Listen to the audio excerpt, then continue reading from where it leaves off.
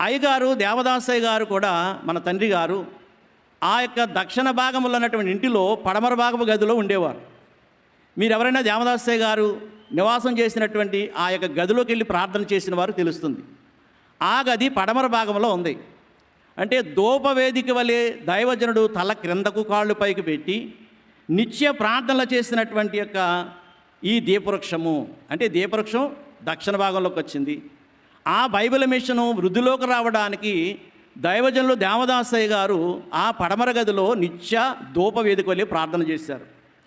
వీళ్ళ అందుచేత ఈ యొక్క దీపవృక్షము బైబిల్ గ్రంథానికి పోలిక, రెండవదిగా బైబిల్ మిషన్కు పోలిక, మూడవదిగా ఇది కేవలము ఎక్కడో లేదు కానీ బేతేలు గృహంలోనే దక్షిణ భాగంలో తీసుకుని వచ్చి దైవజనులు అక్కడ ఏర్పాటు చేసి పడమర భాగపు గదిలో ఉండే ఆయన నిత్యము విజ్ఞాపన చేసినటువంటి విజ్ఞాపనకర్త మన ఆత్మీయ జనకులు దేవదాసయ్య గారు.